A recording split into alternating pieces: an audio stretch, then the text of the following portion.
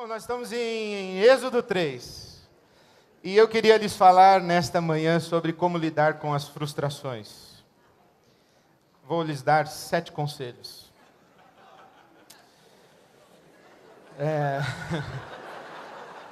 7 conselhos a respeito de como lidar com as frustrações. Estamos em Êxodo capítulo 3. E se você já achou aí a sua Bíblia, se você já achou na sua Bíblia o livro do Êxodo capítulo 3, eu peço que você mantenha a sua Bíblia aberta e nós vamos orar a Deus mais uma vez. Obrigado, Senhor, por esta manhã. Obrigado, Senhor. Obrigado, Senhor. Já temos recebido tanto das tuas mãos e pedimos, dá-nos também a tua palavra. Fala conosco. Move o nosso coração na direção da tua vontade. Leva-nos, Senhor, à tua vontade que é boa, perfeita e agradável. Fala conosco, Senhor. Te pedimos em nome de Jesus e para a tua glória. Amém.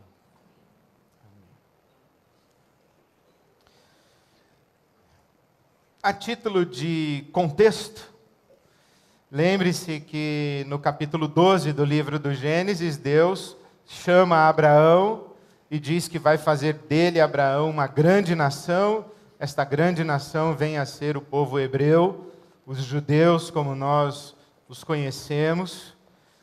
E este povo se multiplica no Egito, é escravizado no Egito. E a promessa de Deus de fazer da descendência de Abraão uma nação abençoada e dar a esta nação abençoada uma terra está não apenas no coração daquele povo, mas está num lugar muito distante no coração daquele povo. Porque aquele povo não apenas não está na sua terra, está no Egito, e não apenas não é um povo abençoado, mas é um povo escravizado. E a expectativa de ser uma nação abençoada por Deus está há 420 anos num vazio. Porque eles estão há 420 anos escravizados no Egito. É nesse contexto que Deus fala com Moisés no deserto.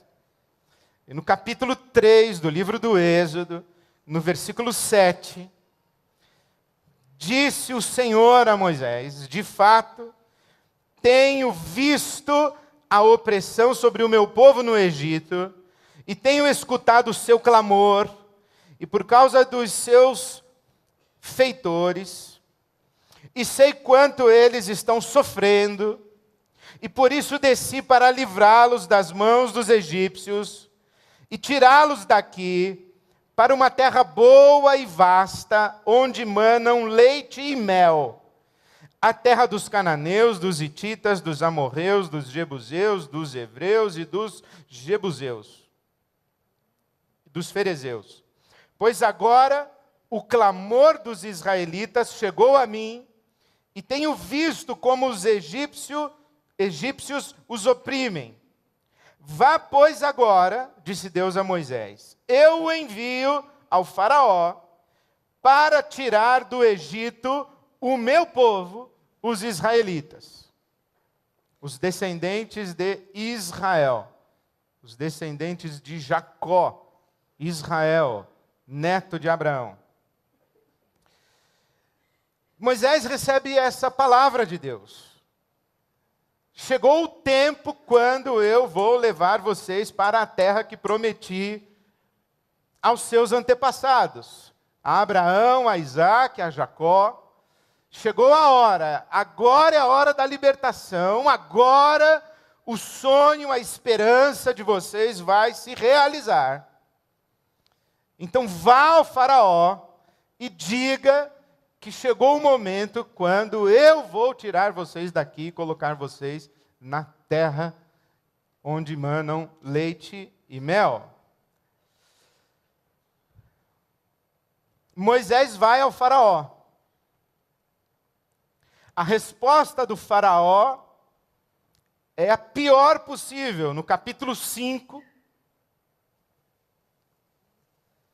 o faraó diz a Moisés: não conheço esse Deus que falou com você, e não conheço esse Deus que você diz que é o Deus do seu povo. Lembre-se que Faraó considerava-se uma divindade e que o Egito tinha todos os seus deuses. E Faraó, então, não acata a palavra de Moisés. E no versículo 6, além de não acatar a palavra de Moisés, Êxodo 5, versículo 6, nos informa que no mesmo dia o Faraó deu a seguinte ordem aos feitores e capatazes responsáveis pelo povo: não forneçam mais palha ao povo para fazer tijolos como faziam antes.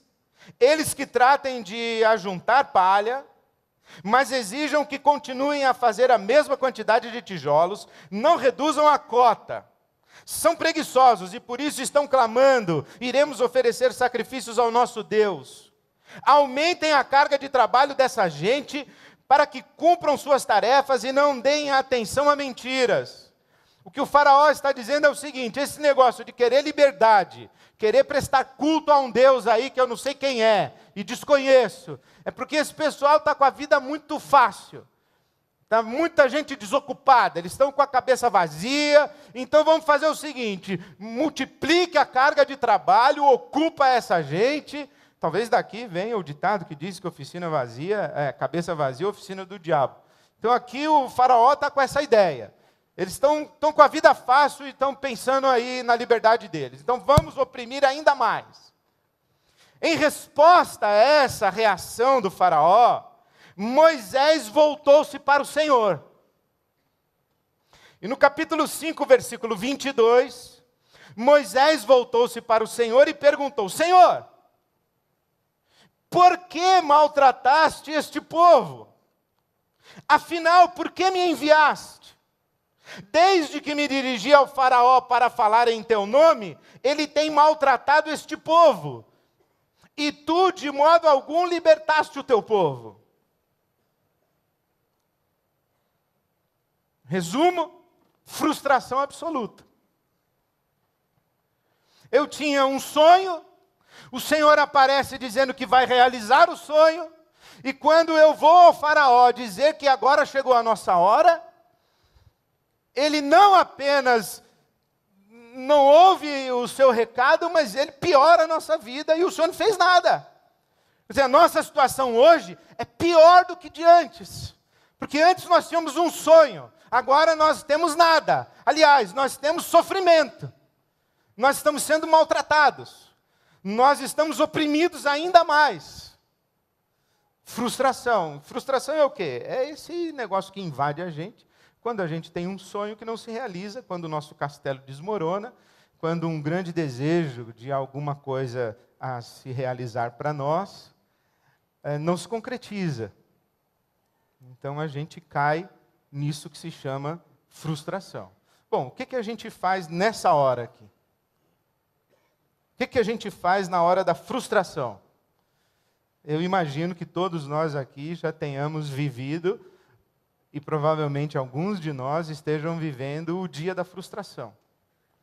O dia quando um castelo desmoronou. O que a gente faz? Sugestões a partir da leitura de Êxodo. Porque no capítulo 12, versículo 31, se diz que naquela mesma noite o faraó mandou chamar Moisés e Arão e lhes disse: saiam imediatamente do meio do meu povo, vocês e os israelitas vão prestar culto ao Senhor como vocês pediram, levem os seus rebanhos como tinham dito e abençoem a mim também.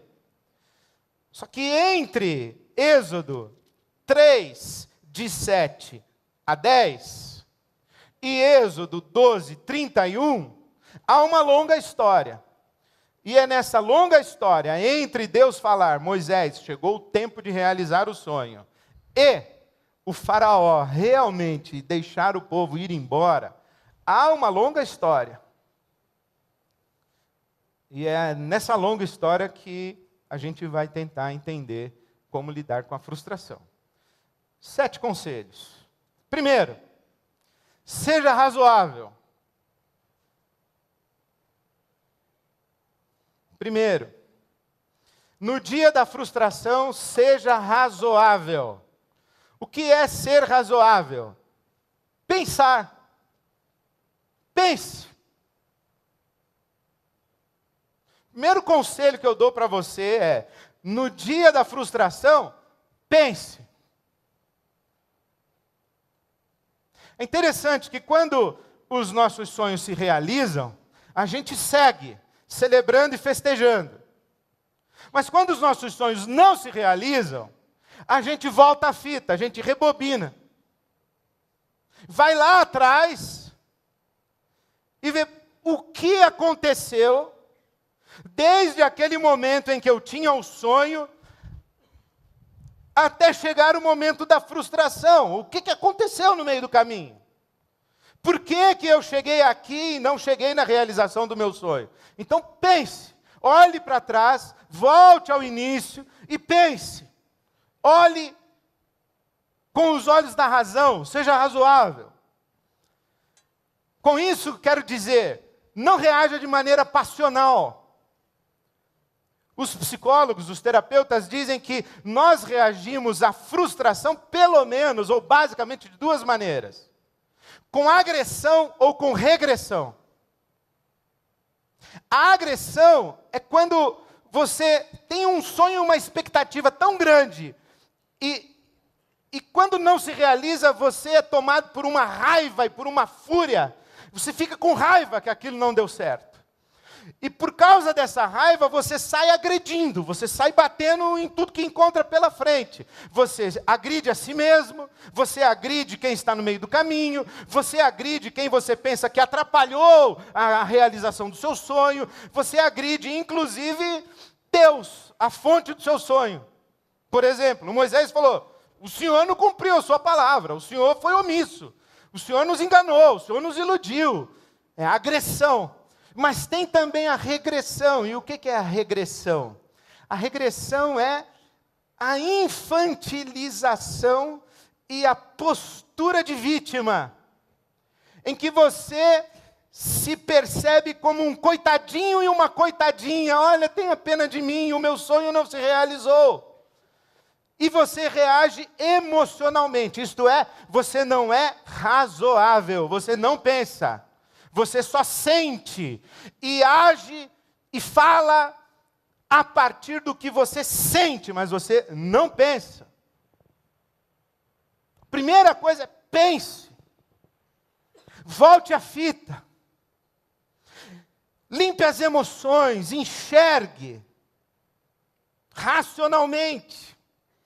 Considere a possibilidade do auto-engano. Esse é um livro que eu recomendo a todos os interessados em boa literatura e que gostam de ler. Auto-engano, de Eduardo Gianetti. Que, aliás, a Folha de São Paulo de hoje publica uma entrevista com o professor Eduardo Gianetti.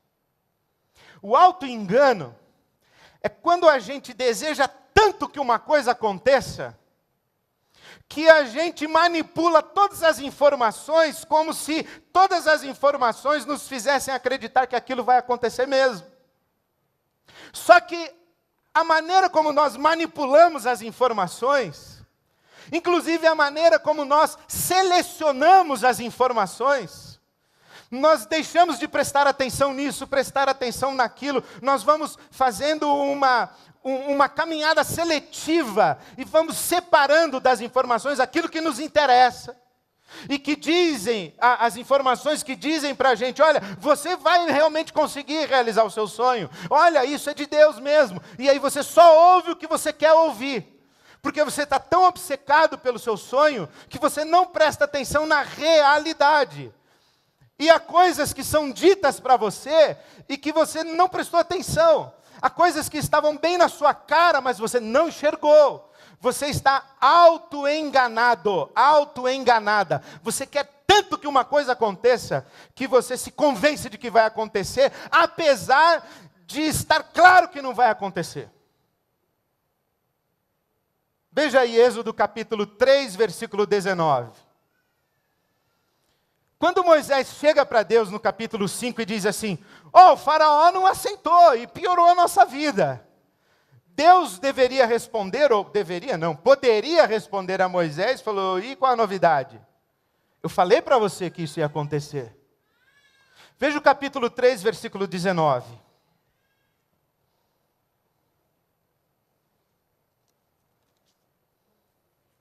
Eu sei que o rei do Egito não os deixará sair, a não ser que uma poderosa mão o force. E várias vezes, até chegar no capítulo 12, Deus diz a Moisés, eu endureci o coração do faraó. Ele não vai deixar você sair. Na verdade, o Moisés tinha que chegar para Deus e falar assim, Deus, aconteceu exatamente o que o Senhor falou que ia acontecer. Fui lá, falei para o faraó deixar a gente sair, e ele não deixou. E agora qual é o próximo passo? Mas não foi isso que o Moisés foi falar para Deus. Porque o Moisés não ouviu o 3,19. Ele só ouviu o chegou a hora. Agora é a hora do sonho. Eu vou libertar vocês, eu vou tirar vocês, vou levar vocês para uma terra maravilhosa. Agora vocês serão vitoriosos, agora vocês serão abençoados. Chegou a hora, eu vou fazer e acontecer aqui no Egito. O Moisés ouviu isso e foi embora. Ele não prestou atenção no 3,19. Quando ele chega para Deus, Deus fala assim, tudo sob controle, está acontecendo exatamente o que eu falei que ia acontecer, você que não prestou atenção. Por quê? Porque quando a gente é obcecado por um sonho, a gente não é razoável. A gente não pensa. A gente é tomado por uma paixão arrebatadora e a gente só enxerga aquilo ali. Então, no dia da frustração, meu querido, minha querida, pare e pense. Veja o que você deixou passar. Recorde as informações. Olhe a realidade sem passionalidade. Sem a paixão da obstinação pela realização do seu sonho. 2. No dia da frustração. 2. Certifique-se da legitimidade do seu sonho e veja se é realmente algo em que Deus está comprometido.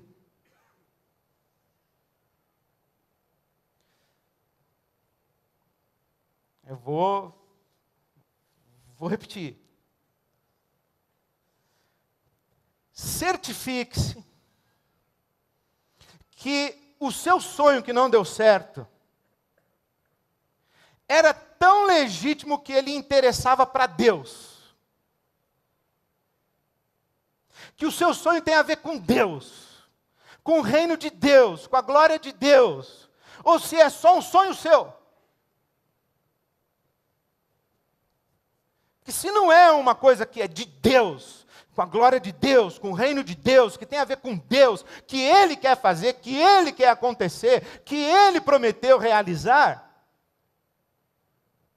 então não vá perguntar para Deus por que deu errado, e por que o Senhor não fez, porque corre o risco de Deus falar para você, eu nunca falei que ia fazer, eu nunca prometi para você fazer isso, por que você está reclamando comigo? Não tenho nada a ver com isso, isso é coisa tua.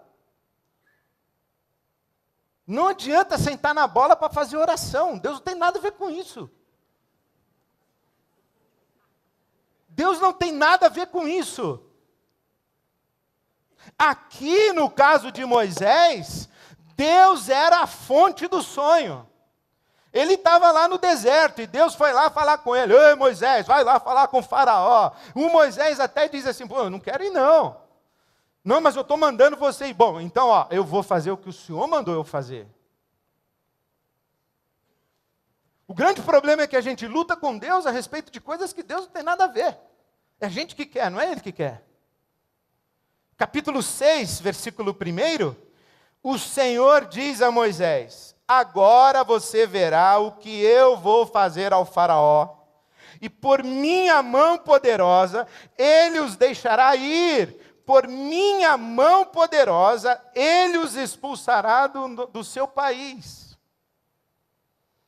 O que Deus diz para Moisés é o seguinte, Moisés, não apenas o faraó vai deixar vocês irem, mas ele vai implorar para vocês irem embora. Você pode ficar tranquilo que eu vou fazer isso. Considere, no dia da frustração, a possibilidade de que a não realização do seu sonho é que tenha sido a grande bênção. Porque se não é uma coisa que tem a ver com Deus, tem a ver com você, e não tem nenhum problema que você tenha sonhos que não tem nada a ver com Deus, ou que Deus não mandou você fazer, ou que você tenha desejos, expectativas, tenha ambições na sua vida que não nasceram de Deus, nasceram do seu coração. É legítimo a gente sonhar, é legítimo a gente desejar, é legítimo a gente ambicionar, é legítimo a gente querer mais, é legítimo. Agora, a gente só não pode acreditar que tudo que a gente quer, Deus tem que patrocinar. E que quando não se realiza, a culpa é de Deus. Por que que Deus não fez isso comigo? Ou por que que Deus fez assim ou assado? Então, o meu conselho para você é, certifique-se de que o seu sonho é realmente legítimo a ponto de você invocar o nome de Deus para que ele seja realizado.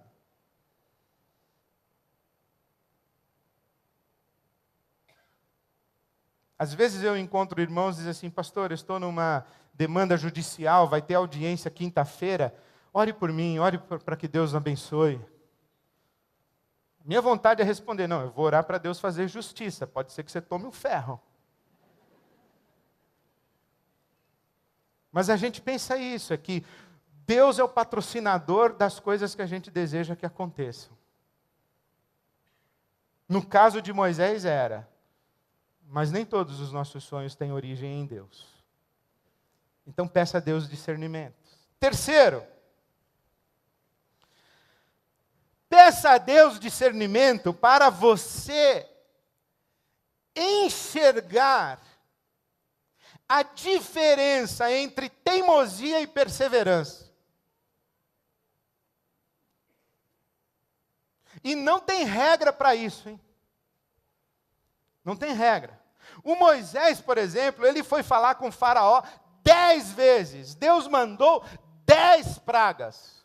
Foi depois da última praga, da 10ª praga, a morte dos primogênitos, que o faraó se pronunciou conforme o capítulo 12, o versículo 31. Vai embora daqui, leve tudo que é seu e peça para esse seu Deus aí ter misericórdia de mim. Foi só na 10ª praga.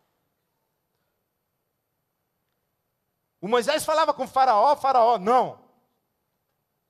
Não. Aí o Moisés voltava para Deus, falou não de novo. Volta lá e fala. Falou não de novo.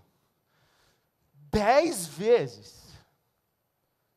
Não desistiu.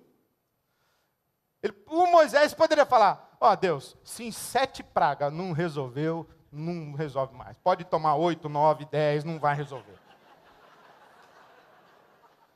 Mas o Moisés foi até 10.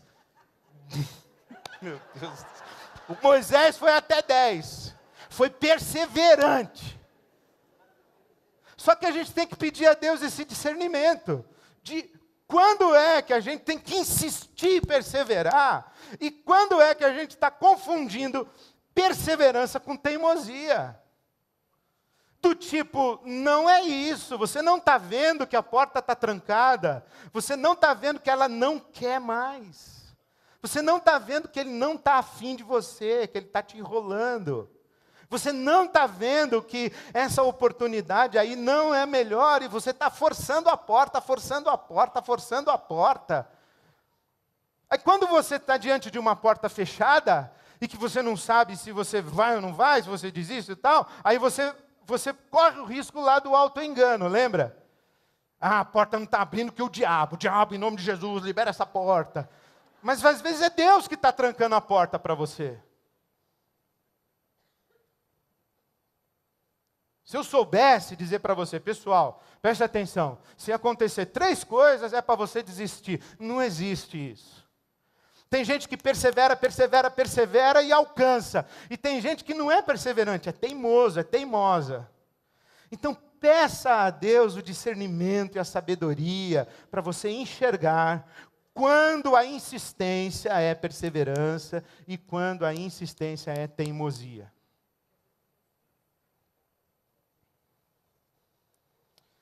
4. Não subestime as forças e os fatores que se opõem ao seu sonho. Esteja preparado para essas forças.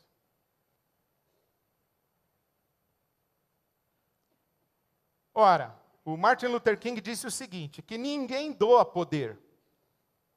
O poder ele é conquistado pelo oprimido. Ele não é concedido pelo opressor.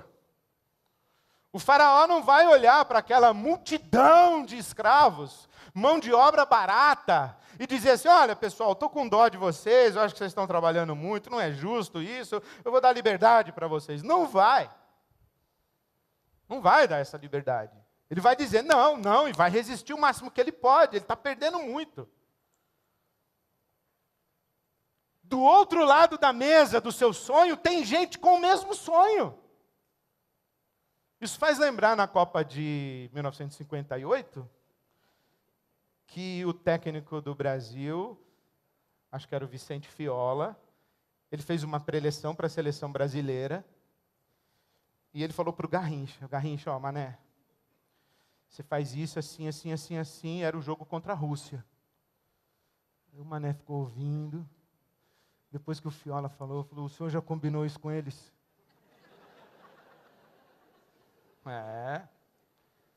Porque do outro lado tem um time. Não é só o que a gente quer. Tem o que os outros querem. Tem aqueles que perdem com a realização do nosso sonho. Tem aqueles que desejam a mesma coisa que a gente deseja. Tem os nossos adversários. Tem os nossos inimigos. Tem os nossos opositores.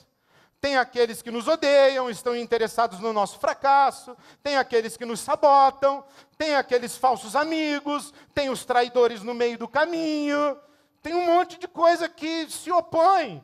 Tem a realidade do mercado, tem o preço da passagem, tem o número de vagas na universidade, tem o parecer técnico do fiscal, ou seja, tem um monte de coisa no meio do caminho. Não subestime os fatores e as forças que se opõem à realização do seu sonho. Quando o Moisés volta para Deus e falou, Deus, o faraó não deixou não. Deus podia falar, e tu acha que ele ia deixar assim? Tu acha que ele não ia resistir? Ô Moisés, ô.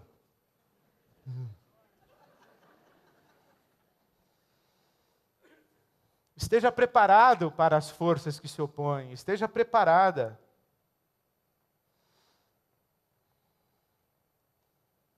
Por isso é que tem que ter planejamento, por isso é que tem que ter uma avaliação das variáveis, por isso é que tem que se antecipar.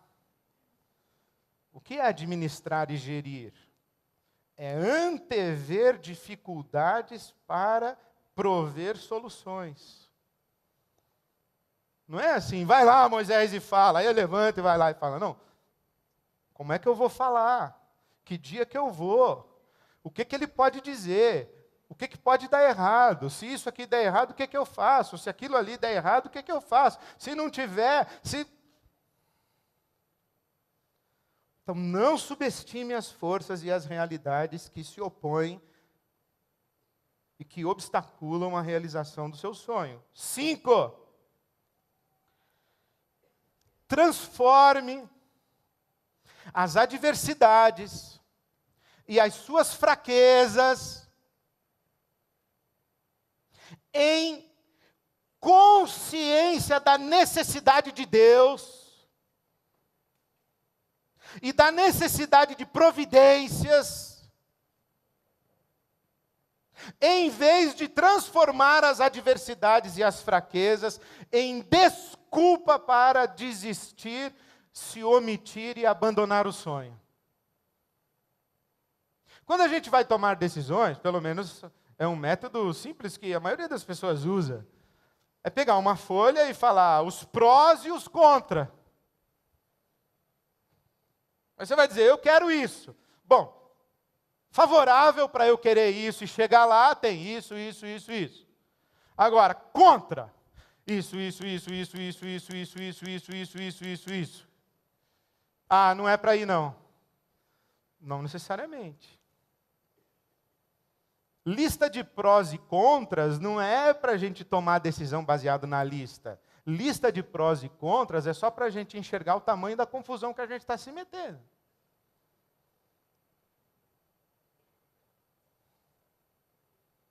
Lembra que eu contei de 94, quando nós mudamos, a gente tinha uma receita de 10 mil para pagar um aluguel de 11 mil? A lista de contras era maior. Racionalmente, acho que não dá. Eu sei, só que quando eu enxergo adversidades e quando eu enxergo as minhas fraquezas e debilidades, eu não uso isso como desculpa para deixar de fazer o que eu quero fazer, deixar de fazer o que eu acho que Deus quer que eu faça, deixar de perseguir aquilo que eu anseio. Quando eu enxergo as adversidades e as minhas debilidades, eu penso assim, eu vou precisar muito de Deus aqui nesse caminho, e eu vou precisar tomar providências. Eu tenho que saber. O que eu faço? Quando Deus fala para Moisés, vai lá e tira o povo, o Moisés fala, quando eu chegar lá e falar que uma planta pegando fogo no deserto mandou eu libertar esse povo aí, eles não vão acreditar. Você vai desculpar a divindade, mas eu vou chegar lá, o senhor quer que eu fale para o faraó que uma planta pegando fogo no deserto mandou eu libertar os escravos dele. O senhor está de brincadeira comigo. E Deus falou assim, já pensei nisso também, já providenciei, pode ir que eles vão acreditar. Aí o Moisés fala, tem outro problema, senhor, eu sou gago. Não sei falar. Aí Deus diz assim, eu pensei nisso também. Aliás, te conheço, né? Sei que você é gago. Sei que você é pesado de língua. Eu sei que você tem dificuldade de falar. Eu já pensei nisso. Mas eu posso te curar e posso botar um cara para falar no teu lugar. Eu já pensei nisso.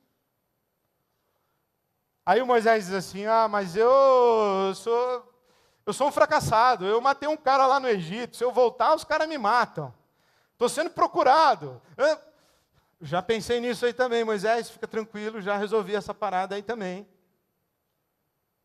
Isto é, as adversidades, as debilidades, não são necessariamente para a gente desistir. A consciência das adversidades e das debilidades traz para nós a realidade do quanto nós precisamos de Deus e traz para nós a revelação das providências que a gente tem que tomar. Então, transforme as suas adversidades e as suas debilidades e fraquezas em consciência da necessidade de Deus e não em desculpas para a sua omissão e o seu fracasso. 6. Prepare-se para a solidão, mas escolha a solitude. Qual a diferença entre solidão e solitude? Solidão é quando você fica sozinho e sozinha, contra a sua vontade, todo mundo te abandonou. E solitude é quando você voluntária e conscientemente se retira. Então, o meu conselho para você é: prepare-se para a solidão, porque a turma vai te abandonar. Mas escolha a solitude. Capítulo 6, versículo 9. Moisés declarou isso aos israelitas, mas eles não lhe deram ouvidos por causa da angústia e da cruel escravidão que sofriam. Olha que interessante, o Moisés chega lá e fala assim: pessoal, todo mundo escravo aí, ó, presta atenção, Deus vai tirar a gente daqui. Eu vou lá falar com o faraó agora, pode arrumar a mala que nós estamos saindo. Aí ele vai falar com o faraó diz que não, oprime mais ainda, mais trabalho, desce o chicote neles. Aí o Moisés volta e fala: ó, você que deu errado, mas falei com Deus, ele está no controle, falou que está sabendo o que está acontecendo, já sabe o que vai fazer, fica com a mala pronta aí, que nós vamos embora. Aí o povo todo olhou para o Moisés e falou: bah, você é um louco. Ó o nosso trabalho aqui, ó a nossa escravidão, você estragou a nossa vida, você piorou a gente. Todo mundo deixou Moisés sozinho. Entretanto, entre o capítulo 5, versículo 22, e o capítulo 12, versículo 31, Deus fala com Moisés mais de 20 vezes. E se você ler a sua Bíblia entre Êxodo 5, 22 e Êxodo 12, 31, você vai encontrar Moisés falando, buscando, perguntando, orando e clamando a Deus. Ele ficou na solidão porque o povo foi embora. Mas ele falou: solidão é uma coisa, retirada consciente e voluntária para buscar a Deus, clamar a Deus, orar, perguntar coisas, ouvir o que Ele está me dizendo, é diferente. Então prepare-se para a solidão. No dia da frustração não vai faltar gente dizendo para você: não te falei? Está vendo como você é teimoso? Está vendo como você é teimosa? Estava na cara. Ah, não ia dar certo. Estava na cara. Você é sempre assim. Você não escuta ninguém. Tem já o pessoal que já está torcendo para dar errado. Aí dá errado, aí é festa. Já está torcendo para dar errado. E dá errado, aí pode se preparar para o chumbo. E há um momento quando você vai ficar realmente você e o seu sonho. Seu marido não acredita, sua mulher não acredita, seu pai não acredita, sua mãe não acredita, ninguém acredita. Não tem problema. No dia da frustração, é assim mesmo. Aí você faz o quê? Retire-se estrategicamente e fala: Deus, eu tenho umas perguntas para fazer para o Senhor. Deus, eu tenho um clamor para colocar diante do Senhor. Eu preciso ouvir a Tua voz, eu preciso que o Senhor fale comigo, eu preciso que o Senhor me dê os próximos passos. Eu preciso adquirir perspectiva. O que a oração faz com a gente? A oração e a busca de Deus nos devolve ao lugar da serenidade, da paz. Nos devolve ao lugar da lucidez. Nos revela a situação para a gente adquirir perspectiva, enxergar o que antes não enxergava. A oração é esse lugar em que Deus renova o nosso ânimo. A oração é esse lugar onde Deus segreda para nós a sua vontade, onde Ele nos consola. É o lugar onde Ele fala também. Então prepare-se para a solidão, mas retire-se estrategicamente. E lembre-se que mesmo na hora da sua solidão, existe o Arão. É impressionante isso, como Deus coloca do nosso lado pessoas que não nos abandonam nem no dia da frustração, nem no dia do fracasso do sonho. A gente precisa discernir quem são essas pessoas. Quem são as pessoas que Deus colocou ao nosso lado desde o primeiro momento do sonho? estiveram presentes com a gente. Veja que interessante, né? O povo não assistiu nenhuma conversa entre Moisés e o faraó. O Arão assistiu todas. Estava presente em todas. Estava lá, no processo, no caminho. No dia do fracasso, no dia da frustração, selecione as pessoas certas para você ouvir. A multidão foi embora, é solidão. Mas escolha a solitude, dizendo, eu quero ouvir a Deus, quero ouvir o meu coração, quero ser razoável, eu quero olhar de novo o meu planejamento, a minha lista, eu quero ver a legitimidade disso tudo que está acontecendo e eu quero ouvir a Arão. Arão, como está aí? Estamos sendo teimosos ou estamos sendo perseverantes? Não, Moisés, vamos. Deus está falando, Deus está com a gente, Deus prometeu. Prepare-se para a solidão, escolha a solitude. 7 e último.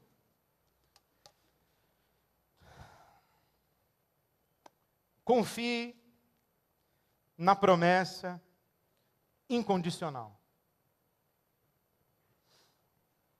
Há uma coisa que você precisa confiar. Se o seu sonho é legítimo, se ele não é legítimo. Se você está com a razão ou se você não está com a razão. Se você tem a informação certa ou não tem a informação certa. Se você tomou a decisão certa ou se você tomou a decisão errada. Se você está sendo teimoso ou se está sendo perseverante. Se você está do lado dos bandidos ou se você está do lado dos mocinhos. Tem uma coisa que independe de qualquer coisa. Se você tem fé ou não tem fé. Se você está com esperança ou sem esperança. Se você está com força para reagir ou sem força para reagir. Se você tem dinheiro ou se você não tem dinheiro. Se a multidão foi ou a multidão ficou. Se o faraó é que está certo. Se o juiz é gente boa, se o juiz é comprado ou é vendido. Se o juiz é nosso ou se o juiz é deles. Independe, tem uma coisa que é uma verdade absoluta e incontestável. Que nós que somos filhos de Deus precisamos confiar. E eu posso dar o meu testemunho de quantas vezes eu me ajoelhei em lágrimas e falei, Deus, eu não sei mais nada, não confio em mais nada, em mais ninguém, nem em mim, nem no que eu vi, nem no que eu sonhei, nem no que eu pensei, nem no que eu acreditei, não no que eu achava, nada, eu não sei mais quem é meu conselheiro, quem não é, eu não sei mais se o que me disseram foi bom ou se foi ruim, eu não sei mais se o que aconteceu foi bom ou se foi ruim, eu não sei mais se foi o diabo que atrapalhou, se foi o Senhor que destruiu, se o castelo caiu porque é culpa minha, eu não sei mais nada, não sei nada, mas uma coisa eu sei. Uma coisa eu sei, é que o Senhor me prometeu e é por isso que eu estou de joelhos aqui. Uma coisa eu sei que o Senhor está comigo. Talvez a expressão mais importante que o Moisés deveria ter sublinhado na conversa dele com Deus, tivesse sido Êxodo 3, 12. Deus afirmou a Moisés, eu estarei com você. Eu estarei com você. Sua casa caiu. Seu casamento acabou. O diagnóstico foi o pior possível. O seu filho está longe. O seu trabalho é péssimo. Você cometeu erros no passado. Você mesmo destruiu o seu castelo. Interessa. O que interessa? E se você esquecer os outros 6, esquece. Fique só com esse. Confie na promessa incondicional.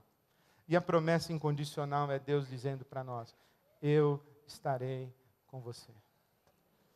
E se não der certo, eu estarei com você. E se der certo, eu estarei com você. E se o exame der negativo, eu estarei com você. E se o exame der positivo, eu estarei com você. E se eu conseguir a vaga, eu estarei com você. E se eu não conseguir a vaga, eu estarei com você. E se eu for demitido, eu estarei com você. E se eu for promovido, eu estarei com você. E se ela dizer sim, eu estarei com você. E se ela disser não, eu estarei com você.